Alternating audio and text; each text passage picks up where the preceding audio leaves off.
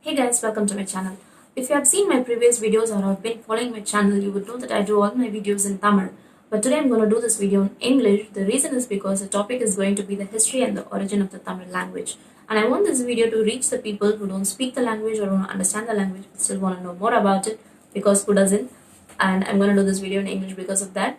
And before we get into the topic, I would like to say that I'm not against any of the languages. I love all the languages. Hindi was my second language at school. I love French. I love Telugu. I love Malayalam. I love all languages. And I wish I could learn more languages. But having said all that, I feel like everybody should be proud of their mother tongue. And mine being Tamil, the mother of all languages. Today's topic is going to be the history, the origin, and basically the pride of Tamil. The history of the Tamil language itself can be divided into three periods: the Old Tamil, the Medieval Tamil, and the Modern Tamil that we speak till now. The Old Tamil existed somewhere between 300 BCE and 700 CE, which is approximately 4,500 years ago. 4,500 years is a long period of time, and the scriptures that existed at this period of time was called the Tamil Brahmi script. The scriptures that are seeing in screen right now are physically from the second century. Can you even imagine how people would have written or spoken the language? I don't know, it's mind-boggling, but still this existed in second century. And the Tamil Brahmi script, even though it looks similar to Tamil that we use now, it's still very hard to decipher what these letters mean, and most of the Tamil Brahmi script are still undeciphered because we don't know the exact formation or what those letters mean still, and historians are still working on it to discover what most of it means. And this Tamil Brahmi script was the oldest proof that we had till 2019 that Tamil language existed 4,500 years ago, till 2019. Later at 2020 at Kiradi, we discovered that the Tamil Brahmi script was not the oldest proof that we had, and there were graffiti and carvings that existed even before the Tamil Brahmi scriptures. Tamil language existed almost 5,000, at least 5,000 to 6,000 years ago, which was a major breakthrough for the historians who work on that. The medieval Tamil existed somewhere between 700 CE and 1200 CE. This was during the Pallava dynasty, and this was a time where a lot of Sanskrit words were included into the Tamil language. And this is the reason why we don't have a definite line of which language came first. Whether if it was Tamil or if it was Sanskrit, there has been a long going debate and we don't want to get into that. Tamil existed 4,500 to 5,000 years ago. So it is the oldest language that we know as of now. The next period is the modern Tamil, which is from 1600 CE and what we use till date. Unlike the other languages, Tamil has not gone through major transformations because one of the Tamil classics, Tirukkural, which was written 2000 years ago, is still being read and written by the kids of modern age, and people can still understand what they mean. And Tirukkural is like a pride of the Tamil language, which has almost more than 1,000 kurals, which has morals of all aspects of life.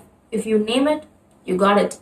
In fact, Tamil has the longest unbroken literary history. Dravidian languages, which is Tamil, Telugu, Malayalam, and Kannada. Even though Telugu, Malayalam, and Kannada was derived from Tamil, the language has maintained its core without any major transformation. It is difficult to track the origin of any of the classical languages, but we do know that the Tamil existed at 1st century BC because that was when Tolkappiyam was written, which is the oldest works of grammar that was written, which has very good structure. I mean, it has a good structure to the Tamil language, which can only mean that the Tamil existed long before this book was written.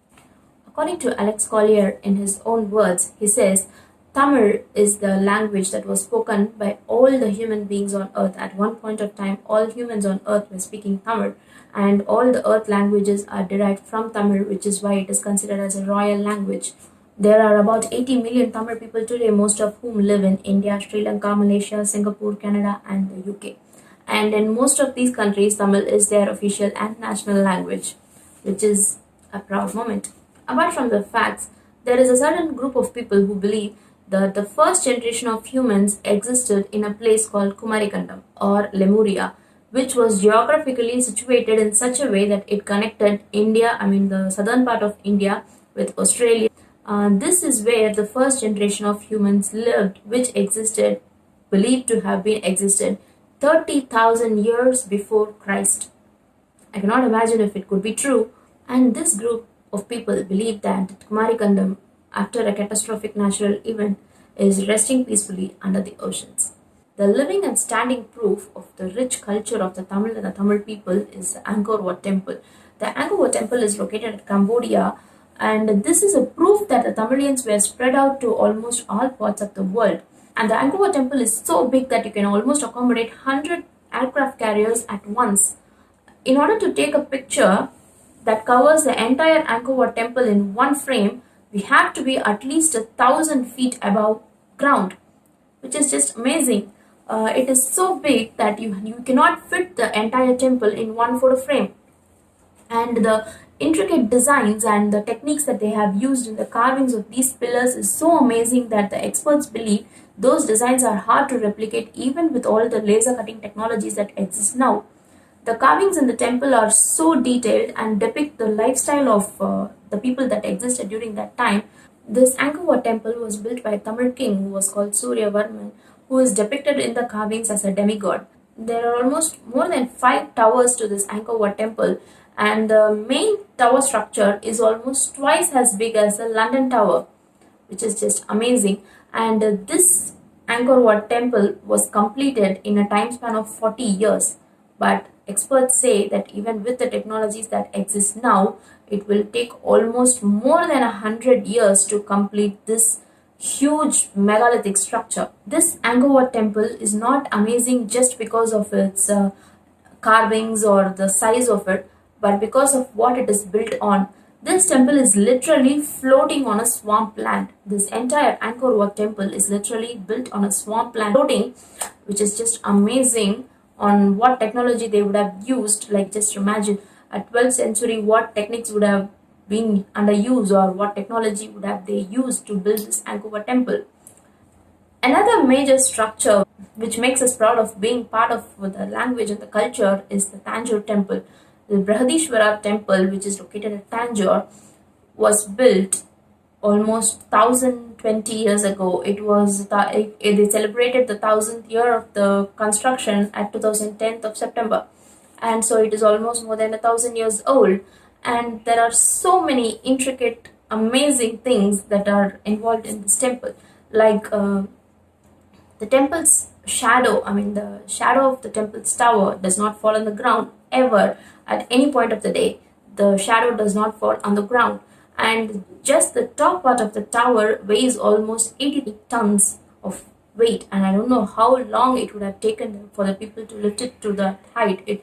The height of the tower is almost 63 meters tall, and it is believed that the king, the Rajaraja Chola, who was the person who was the king who constructed this temple, laid a slope for almost 6 kilometers and used elephants to pull the bricks which was used to build this temple. And we have to mention that there was no binding agent used for any of the constructions of this temple, where they used the sand and bricks in order to lock them one with another, and there was no binding agent like cement or anything, which didn't exist like 1000 years ago. So it is amazing that the structure is still standing. These temples, the Angkor Wat or the Tanjore temple, is like how the pyramids meant to the Egyptians. It is to show their status or to show their pride.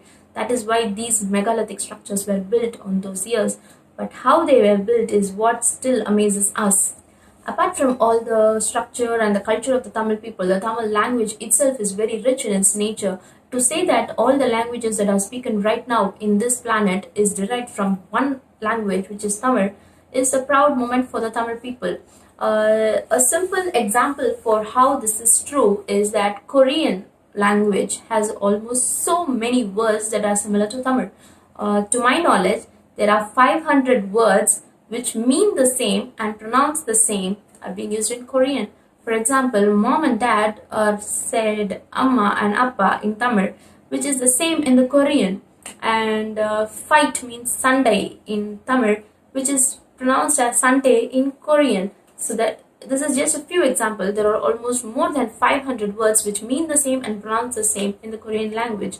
And similarly, in Africa, there is a particular group of people, Cameroonians, who speak a language that is exclusive to them, which sounds so similar to Tamil. Historians believe that if you spend a few days with them, you can see the similarities between the two languages. For example, their major crop is millet, which is called solam in Tamil, which is what they also say. When asked what was your major food crop, they said solam, which is exactly the same, which can only mean that Tamil people was spread out to that extent of the world, and maybe at one time they lived there, and the civilization that existed there was Tamil civilization. Finally, to say that I am part of a culture or a language that was once spoken by all the people all over the world is a pride moment for me. And somehow all of us are connected to the Tamil language in one way or the other. And just not just Tamil, whatever your mother tongue is, be proud of it. And Tamil being my mother tongue, I'm super proud to say that I'm Tamil.